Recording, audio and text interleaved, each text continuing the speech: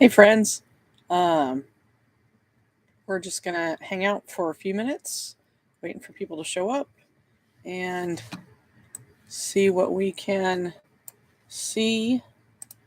Let's see, can I get to my own video? This is going to be a live reading of Mark Wandry's EarthSong Overture. Hopefully you can see that correctly. My name is Joy Wandry, and as you can see, I live in a very small space. So I apologize for the mess back there, but some of it just has nowhere else to be. Let's see. I'm going to see if I can find our own live stream. Let's see. So that I can do something about comments. Do something about Yay. comments. Do something Excellent. about yay comments. And so, Yay comments. That one needs to be quiet. Okay. All right, we're going to wait until about 5 after 8. It's still 4 minutes till.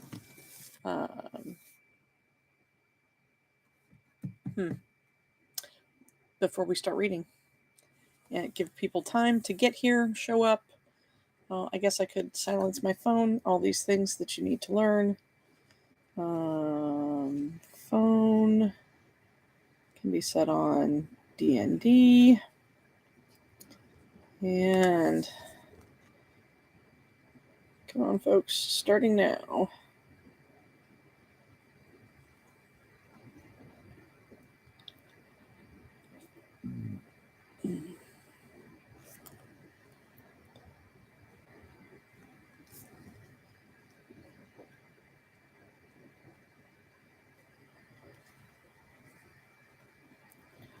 Let's see.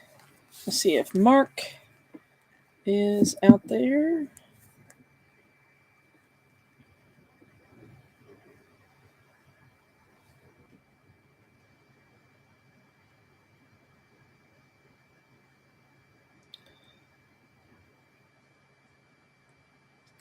Wow, man, I cannot type to save my life today.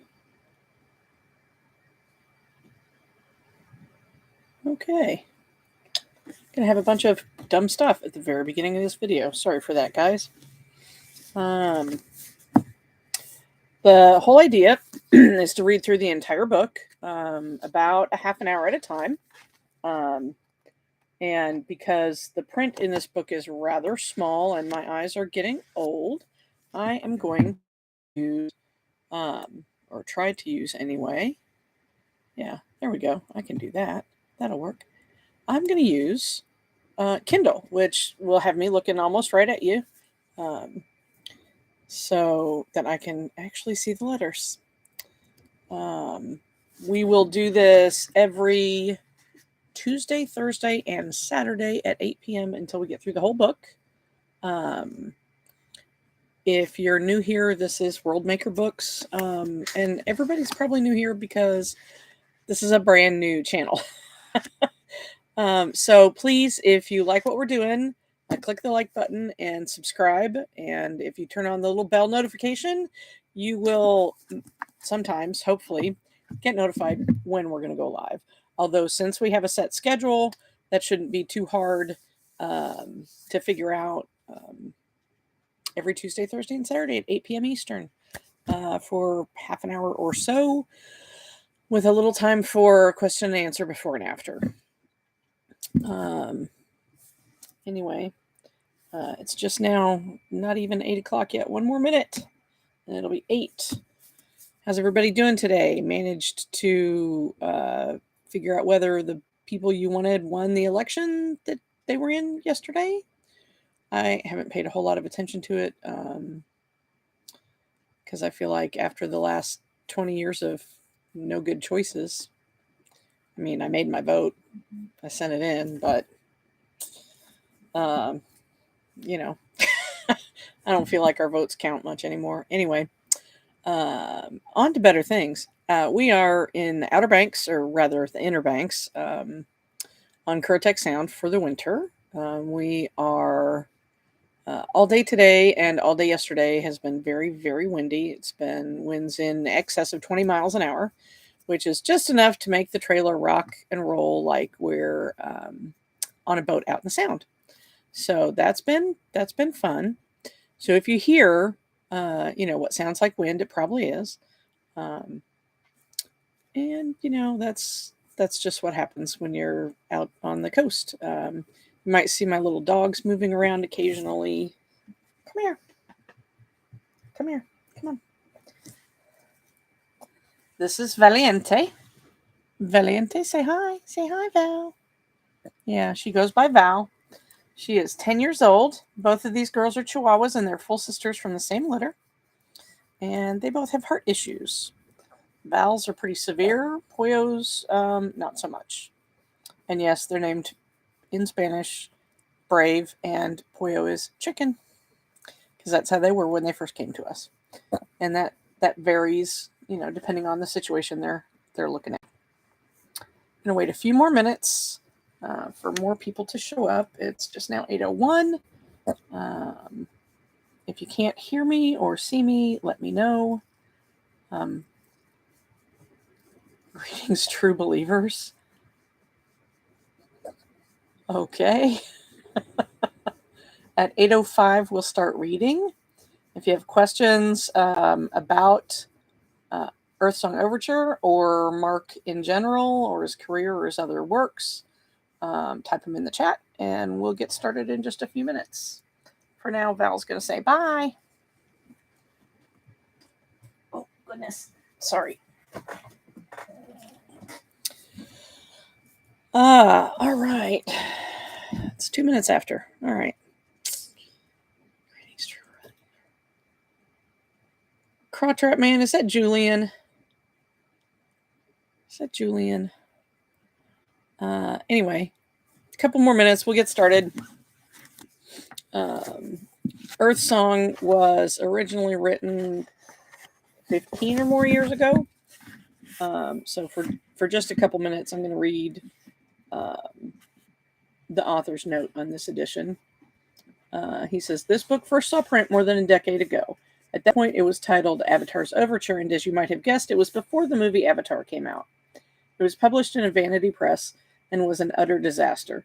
A few years later, when self-publishing was beginning to become a thing, I revisited the book and realized it would make a good trilogy. I made a few changes and released it as EarthSong Overture. I really wasn't into writing for the career at that point. It was just fun. When I wrote the sequel, EarthSong Sonata in Aureanis, I realized it was much, much more than I'd originally believed. It was quickly becoming an epic space opera. Now, with 5 books in the series, a 6th well on its way, and a new publisher owning the rights, I realized the writing in that first book was woefully dated. I went back and examined Overture with a more studied eye. Not only were the details of the world dated pre-smartphone, but my skill as a writer was not very developed. It was rather amateurish. Overture was... Okay. It's probably your internet, because we've got Starlink, so... we haven't been having any trouble with it. But who knows? 20-mile-an-hour winds. Who knows? Anyway, Overture was 130,000 rambling words with a half dozen commingled plot lines.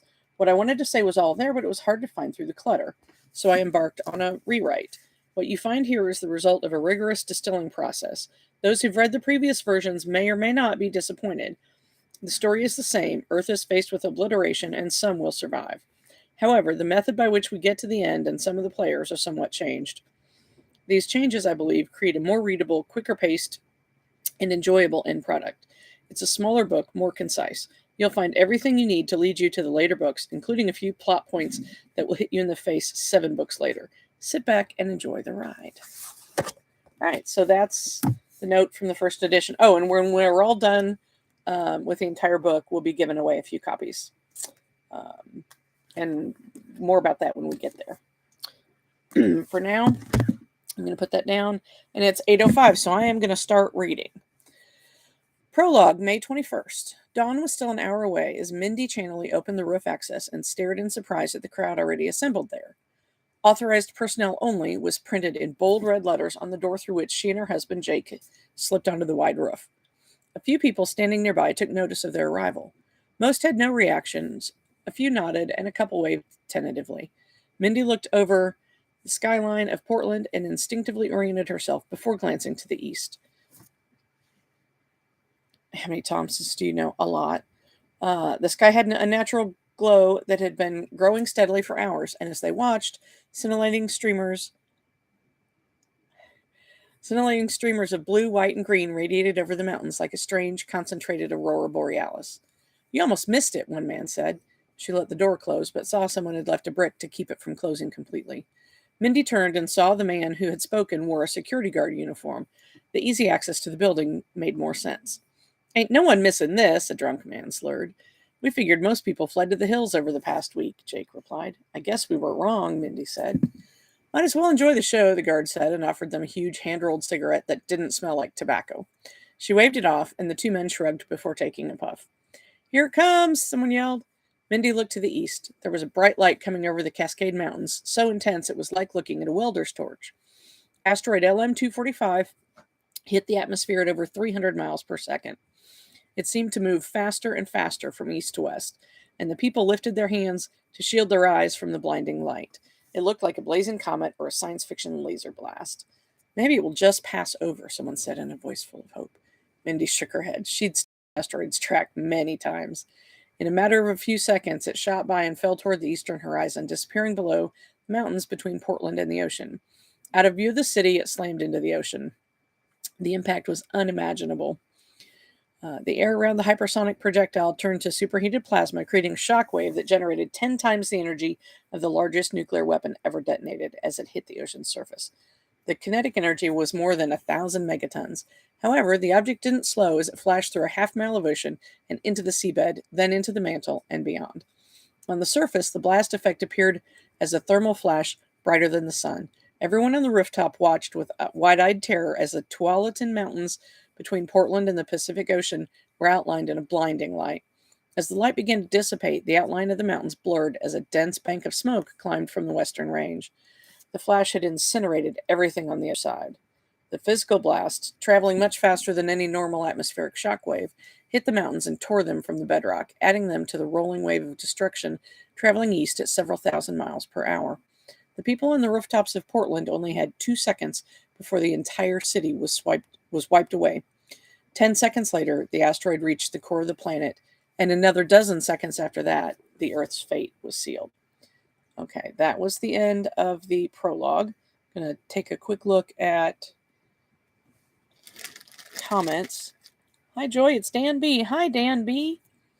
All right, let's go on. Chapter 1, February 9. February on the South Dorset coast of England could be considered cool even by British standards. Alicia Benjamin sat in an aluminum lawn chair inside a tin shack and watched her telescope track stellar bodies millions of miles from the Earth. The 16-inch Schmidt-Cassegrain telescope was considered quite small among professional astronomers, nothing more than a large hobby job. But she'd spent hundreds of hours and thousands of pounds having it professionally installed in a 4-meter dome. It had a nearly state-of-the-art charge-coupled device camera and computer recording equipment, and its drive set was well maintained. Powerful little motors hummed efficiently as the telescope moved in minute fractions of a millimeter in concert with the dance of the spheres. Alicia sipped her tea as the images resolved on the monitor in the center of electronic crosshairs. LM-245, she said, and jotted a note in her journal. Always one of my favorites. She first observed the 12-kilometer-long, irregularly shaped asteroid more than a decade ago when her Worth Hill Observatory officially opened.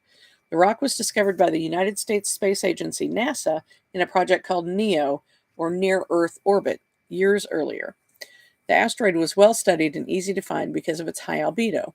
Alicia normally preferred to hunt for comets, but this was an old friend. As the images loaded, she went into the equipment shed adjacent to the observatory to check on a drive motor that had been acting up lately.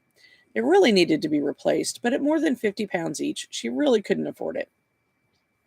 She'd found a little dirt in the motor's worm gear earlier and had spent the twilight hours cleaning and reassembling the structure. Now it appeared good as new, and she'd saved the pounds. She was about to change the telescope's positioning to another quadrant of space when she glanced again at the monitor. Her hand stopped just short of the tracking control knob. What in the bloody hell? She grumbled and sat back down. She picked up the control box and punched buttons. Anything done in the shed could also be done from the warmth of the observation building with its little propane heater, but she didn't want to waste the moments it would take to get back to the bigger monitors. In seconds, she used the observatory's spotter scopes to verify the aiming of the telescope. That's not possible, she said to the night sky. LM-245 was gone. Her telescope was pointed in the right direction, but there was no asteroid. Alicia shambled back inside on legs sore and numb from the cold, and almost numb from the cold. She fairly fell into the salvaged recliner, grabbed the computer keyboard, and began punching in commands. Outside, the telescope began a series of slow, oh, sorry, folks, methodical movements, executing a sequence designed to locate a comet. It took 2 hours of painstaking searching before she found it. There you are, she said. The asteroid was supposed to be relatively stable. It rotated slowly, each rotation measured in days. Only now it was tumbling end over end and spinning faster. Did something hit it? She'd been distracted for 15 minutes or so while she checked on the repair. When she had set the visible area to check the motor, the asteroid was there, but when she was about to refocus, it was gone. The visible area of her telescope was almost 1/10 of a degree of sky, so LM-245 hadn't only moved, it had hauled bloody arse. What was the chance that she'd been watching at exactly that moment when something hit it? 1,000,000,000 to 1? 1,000,000,000,000 to 1? More? Grinning like the proverbial Cheshire cat, Alicia accessed her computer and made a copy of the video file, then loaded it to her laptop before playing it. There was LM-245 in its stately orbit, rotating ever so slowly. Then, as the timestamp showed, minutes before Alicia came back to the equipment shed, there was something, a movement. A second later, there was a flash of blue light that overloaded the camera for several frames. When the image cleared up again, LM-245 was in motion. Ooh, sorry, guys. Flipping end over end. What was that, she wondered, playing it back again. She hadn't been zoomed in or using the high-definition camera she depended on for recording potential discoveries. There just wasn't enough detail. She cursed both her fortune and her luck. In an isolated freeze frame, for just an instant, an intense blue light highlighted LM-245, almost as though an incredibly powerful searchlight was illuminating it from the other side. Alicia switched back to the live view. The telescope was automatically tracking the asteroid now, crosshairs centered precisely on it. Ooh, sorry, guys. She fed the data into her tracking software and stared at the graph and results. The asteroid was moving quickly in a new direction. The impact, or whatever, had imparted better than a kilometer per second delta V. She was amazed the asteroid hadn't broken up from that kind of hit, and she glanced back at the laptop's frozen image. There was no debris cloud. The computer plotted the movement and matter-of-factly stated the asteroid would be dropping below the viewing angle in only 10 minutes. If it had stayed put, as any... Oh my gosh, you guys, I'm so sorry. If it had stayed put, as any proper stellar body should have, it would have been viewable all night. She cursed and grabbed her index of Commonwealth observatories. Only Lockyer Observatory in Sidmouth would be able to see it any longer than her. Alicia dialed the phone as she continued to punch commands into her equipment and recorded as much as she could. She used high resolution now, of course. With the sun down and a clear sky, she watched until LM-245's new course took it into the light pollution of France's coast and out of her view. Without contacts within the professional astronomer community, Alicia's options were limited at best. However, she had the internet. The telescope tracking program continued to flash a target below horizon warning over and over as she opened the laptop's browser program and headed for the British Astronomical Association's website. Her post to the New Sightings forum would prove historic in many ways. There's a chapter break. Sorry, Gail.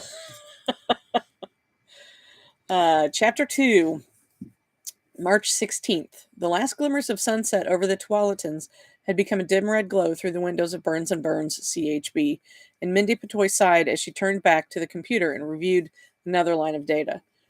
Born and raised in Boston, she far preferred... Sorry, you guys. She far preferred the wonderful West Coast sunsets to the rare... yes, a coffee ivy drip would be great. She far preferred the wonderful West Coast sunsets to the rare, beautiful sunrises of Beantown. She suppressed a yawn as she brushed her shoulder-length, bright red hair away from her face. Her jade-green eyes watched the data with practiced precision. Her desk at the modest-sized customs brokerage was in a good location. Like most modern businesses, almost no one had an office, something she missed dearly from her previous career. The desktop was covered with a vast array of pictures and memorabilia of her previous life. There was a picture of her and Dr. Edward Kristoff overlooking the deep dish of the Arecibo Radio Astronomy Telescope in Puerto Rico. Next to it was one of her climbing a treacherous path to a privately owned mountain observatory in Hawaii, delightfully named Mahi Mahi Observatory. Over further, a candid photo showing her stuffing a slice of pizza into her mouth between study sessions at MIT.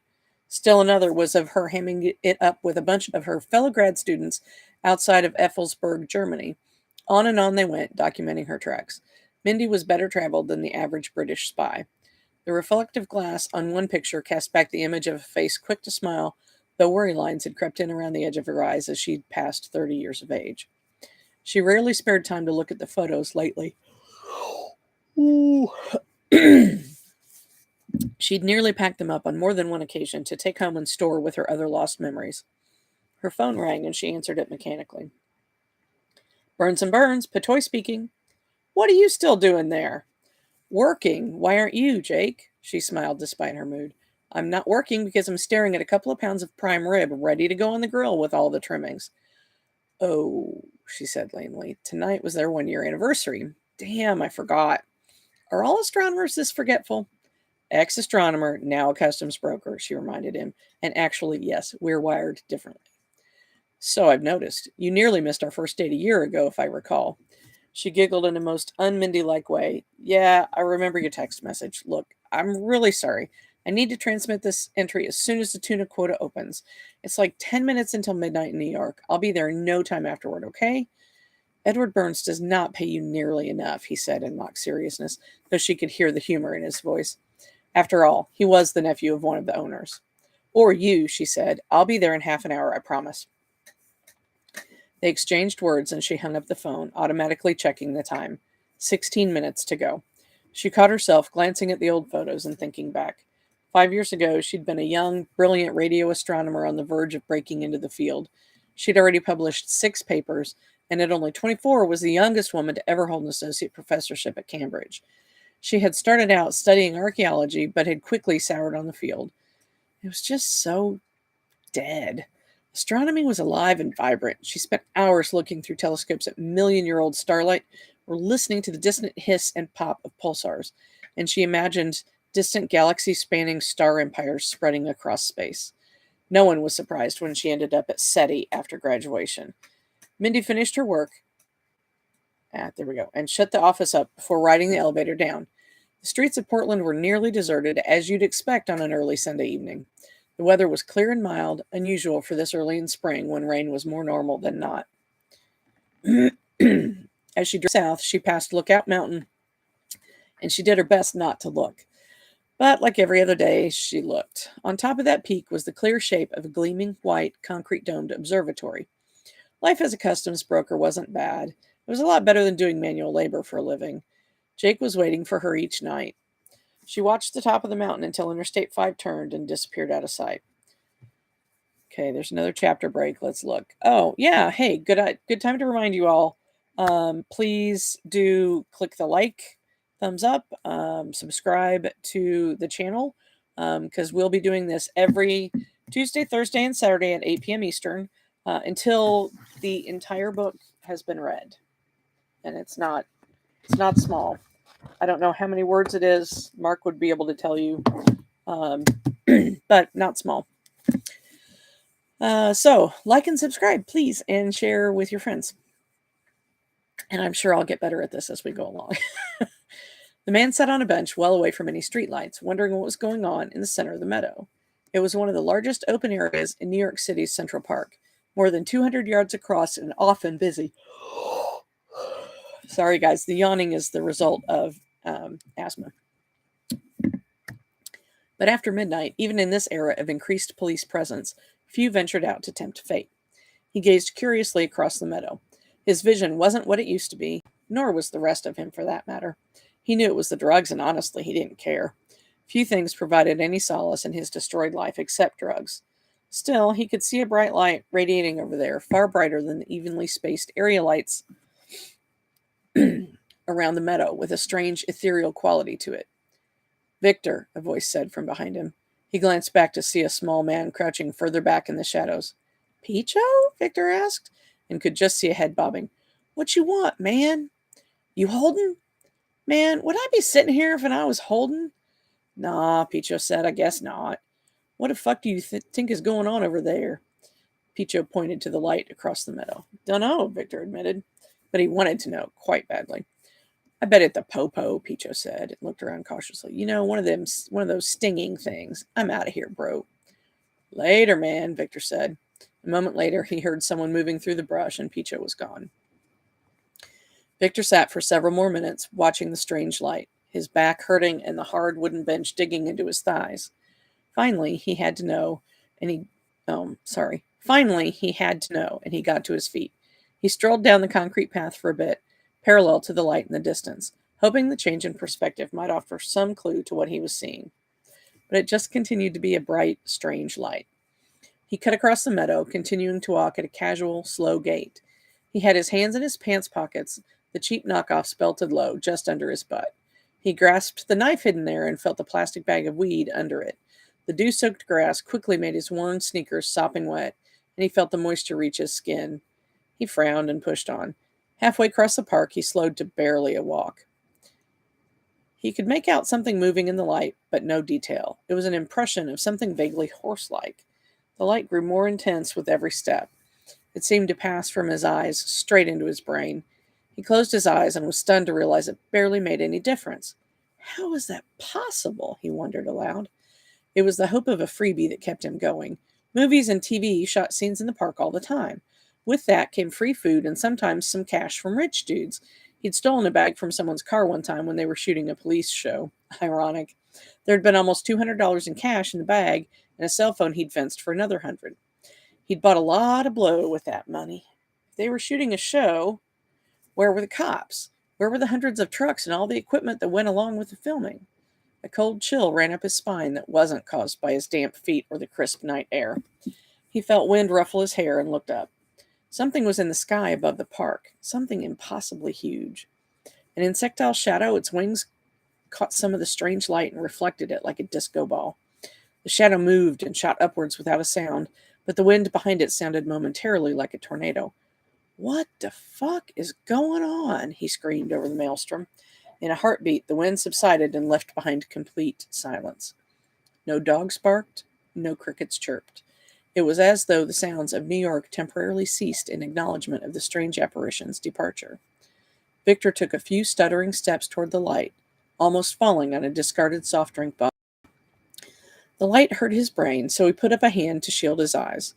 Victor almost screamed when he realized he could see his bones through his skin. Then the light just stopped. One moment he was staring in shock at his own hand bones.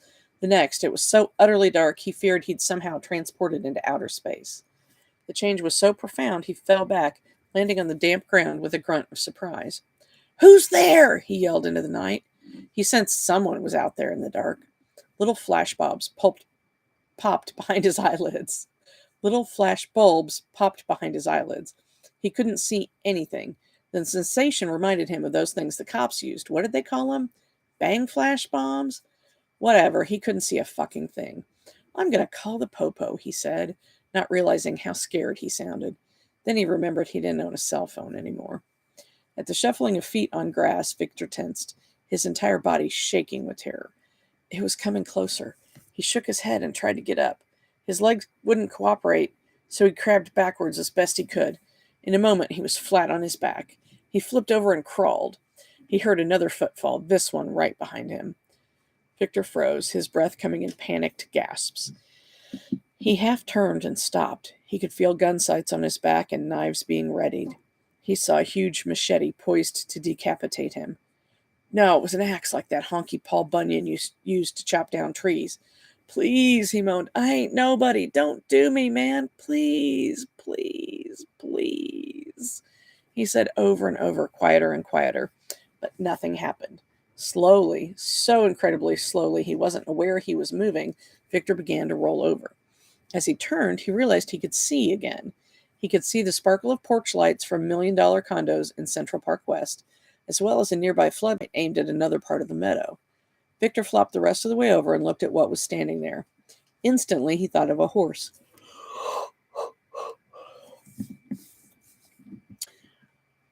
No, this was more like those Greek myths. Vague memories of a childhood education in the classics danced in the back of his mind. What did they call it? A centaur, he whispered. Only this centaur was almost skeletal. It was not quite as tall as a man, standing on legs that were not jointed like a horse's. They bent backwards and ended in stubby toes instead of hooves. The arms were reverse jointed as well and ended in three-fingered hands. One of those held a rod of glowing blue crystal. Like the light earlier, the crystal's glow had an otherworldly quality. The creature wore no clothing, but Victor could see no sign of the sexual characteristics commonly found in his people or in horses.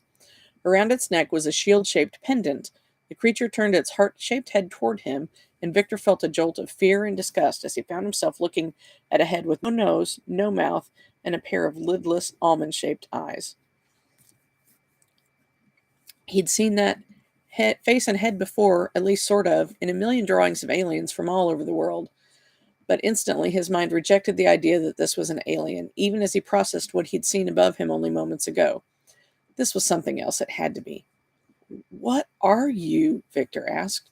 The thing cocked its head almost like a dog regarding an unusual command from its owner. It looked at him with its shiny eyes before turning and walking a few feet away.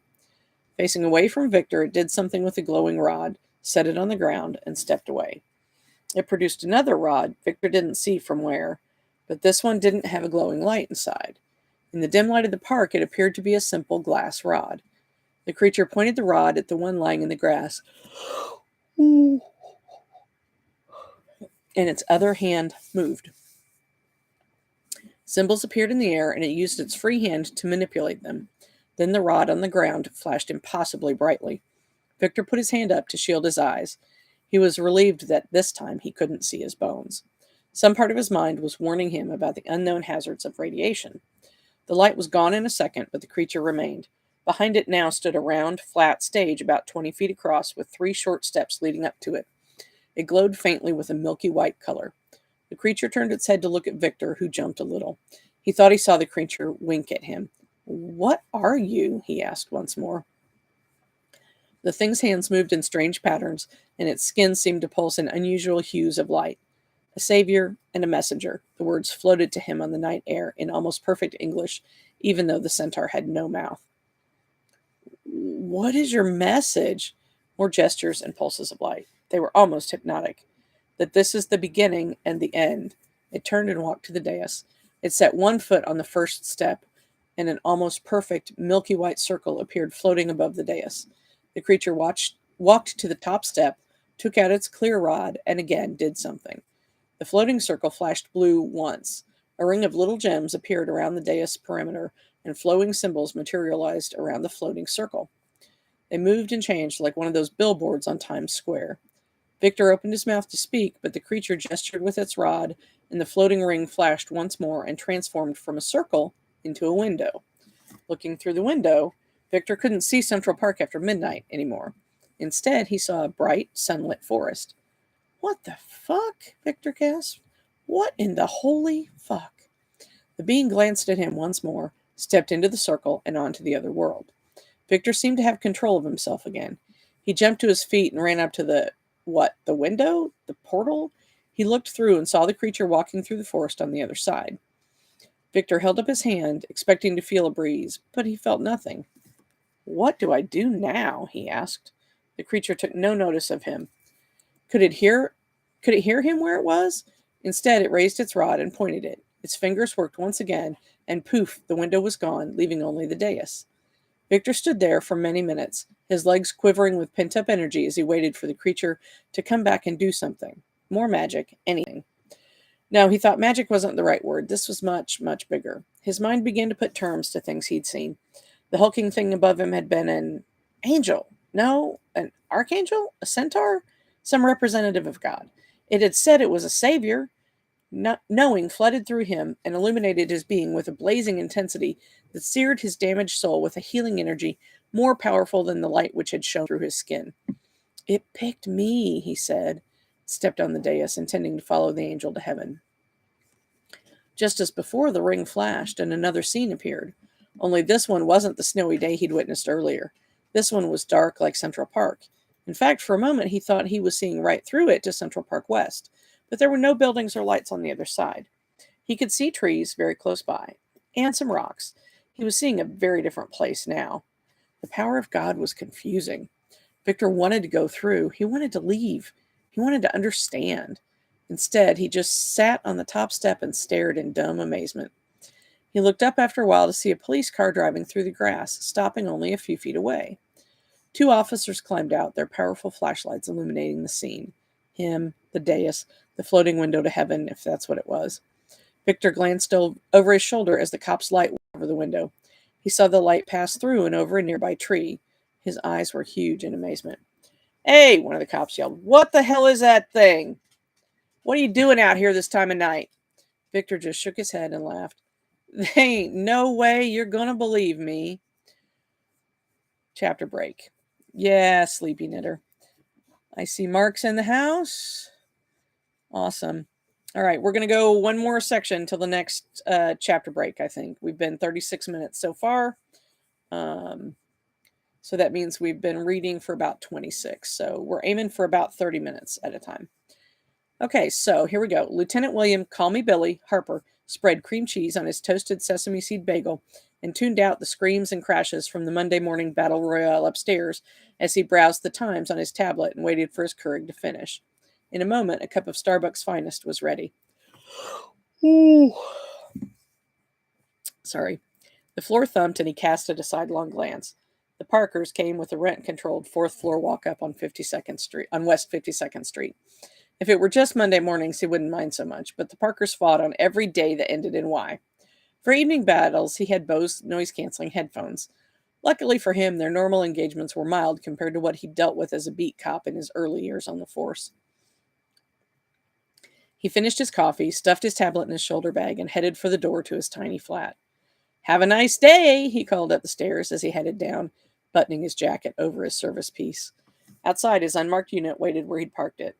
A lot of cops lived in neighborhoods where they could never take a unit home. They'd come out in the morning and find nothing but a burned-out frame or less. Billy's neighborhood was quite nice, though. His neighbors kept an eye on him and his unit, and he kept an eye out for them. Having a cop on the block offered some security.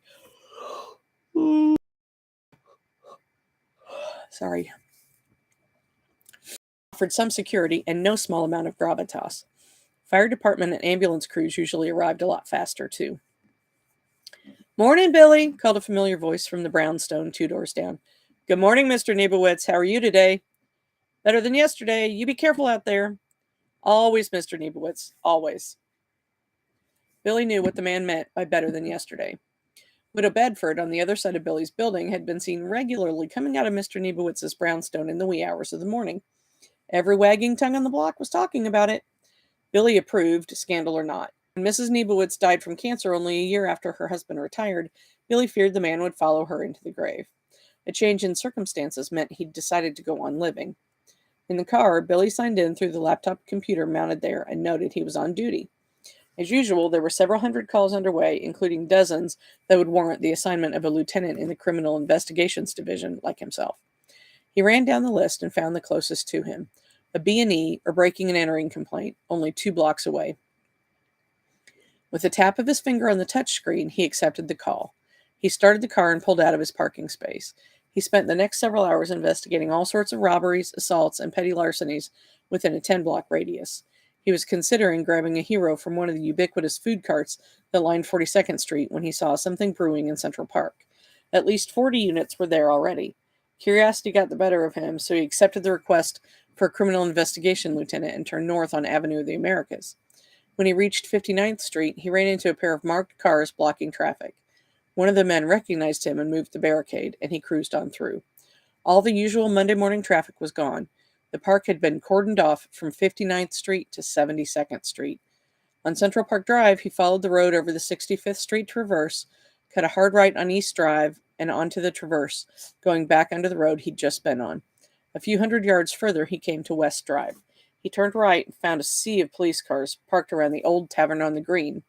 He left his unit and followed a few other cops heading into the sheep meadow. There was a flurry of activity on the meadow. A dozen police cars were parked on the grass around some weird avant-garde statue. As he walked, he fished his shield out of his inner coat pocket, flipped open the cover, and stuffed it into his outer breast pocket, so the gold lieutenant shield was clearly visible. He looked up when he heard a thrumming sound to see a huge, heavy-lift helicopter approaching. It had an equally big trailer suspended underneath, which was being lowered toward the ground, where a crew of men with reflective vests was waiting. A dozen TV vans were being held back on West Drive by uniformed units, and a black FBI Chevy Suburban was parked near where the trailer was landing. This shit looks serious. He wondered why a CI was needed. "What are you doing here, Harper?" asked a homicide captain who was eating a huge Polish dog. Billy's stomach growled in protest. "Responding, same as you," Billy recalled the details. "Can you point me to Unit 210? The man pointed with his dog past a tactical command trailer Billy had missed because of the crowd around the statue. "Thanks, Cap." As he walked toward the unit, he noticed there were more feds than before, and they'd already constructed a perimeter of tall, concrete barricades. He stopped to admire their work, and a big guy in body armor emblazoned with FBI in tall gold letters ordered him to move along. Billy glanced down at his gold detective badge and back at the man, who looked at it without interest. Years of experience working in and around feds told Billy a pissing contest was futile. "What have you got in there, King Kong?" he asked, trying to get a rise out of the Fed. The man just stared at him, so Billy went about his business. He circled the meadow, now effectively controlled by the Feds, until he reached a pair of marked cruisers. A 20-something black male sat on the hood of one of them with a look on his face that was hard to describe. "Morning, gents," Billy said to the group of 4 officers who were drinking coffee and eating donuts from a huge box of Krispy Kremes. He felt his mouth flood with saliva. "Lieutenant," the man in charge said, a sergeant with severely advanced male pattern baldness, "we was beginning to think we'd been forgotten." Billy was pretty sure he recognized the man, and his Bronx accent cemented the recollection. "Not at all. This the perp?" he asked, nodding at the man sitting on the squad car. "Yeah," the sergeant said. "He was here when the event happened." "I can't get nothing from the feds, and the case file has squat," Billy explained. "Can you fill me in, Sarge?" "Sure. You want a donut and some coffee?" "Do I?" he said, and gratefully accepted the fare as the sergeant explained the account. Just after midnight, there had been a disturbance observed by dozens. They described a bright light, followed by the appearance of a strange sculpture. "What's the collar for?" Billy asked at last, licking sugar from his fingers and feeling it already hitting his system. "Nothing that we can tell," a junior officer said. "We ran his rap sheet, and it's as long as my arm. Possession, mostly."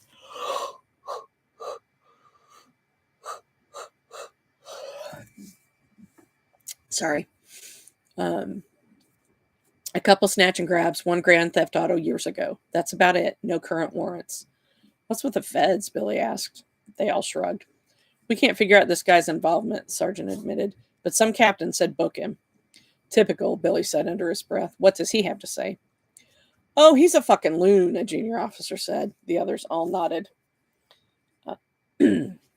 Smiles and talks about God. "Really? Let's see him." The uniformed officers took Billy over to the cruiser where the man sat. He noted that the guy was handcuffed to the cruiser's crash bars by one hand. As Billy approached, the man looked up. "Hey," he said. "Hello," Billy replied. "Have you been read your rights?" "Oh, sure, man." "Good," Billy nodded. "With your rights in mind, can I ask you some questions?" "Oh, sure," the man said with a grin. "You're waiving your right to counsel?" "Yeah, man, I didn't do nothing wrong nohows." Billy nodded and smiled a little at the man's demeanor. "What happened here last night?" "An archangel of God flew down and left one of his angels to give us something." "Is that so?" Billy asked, taking out a notepad. "Yes, it brought forth a shining portal for us to travel to heaven." The man pointed to the barricade the feds had assembled. "And what part of the Bible is that from?"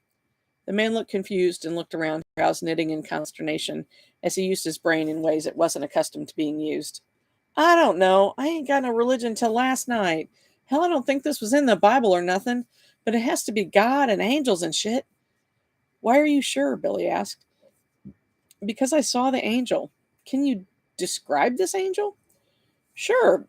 It looks like a centaur, like in the movies. The ones which is half horse." Billy looked up from his notes. "A centaur?" Yeah, he said, and snapped his fingers. I've been hoping I'd remembered that right. Who'd have thunk angels is centaurs? So why do you think a centaur is an angel? Billy continued. It brought the doorway to heaven. What doorway are you talking about? The man described it as he'd seen it. The huge thing in the sky, the blinding light that went through his skin, the centaur and the bluish glowing rod, the dais and the window to another snowy world which the centaur went to, and finally, the forests of heaven. That's a fascinating story, Billy said, after the man had run down at last. What is your name, sir? Victor, he said. Victor, a new prophet of God. Victor looked up at Billy for a reaction. Well, Victor, do you have a legal last name? Not anymore. Billy glanced up at the sergeant, who handed him Victor's wallet. Billy jotted down the full name from the faded and expired ID. Can you draw this portal you saw? Maybe the centaur?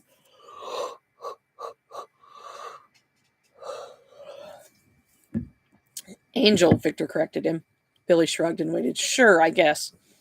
Can we get a sketch artist? Billy asked the sergeant. Waste of time, the man said, but left to make the call. None of this matters, Victor said. Why? Because we're all doomed. You, me, the city, the whole damn planet. We're all going to die if we don't go through that portal to heaven. Billy was about to say something when another helicopter roared low over the meadow.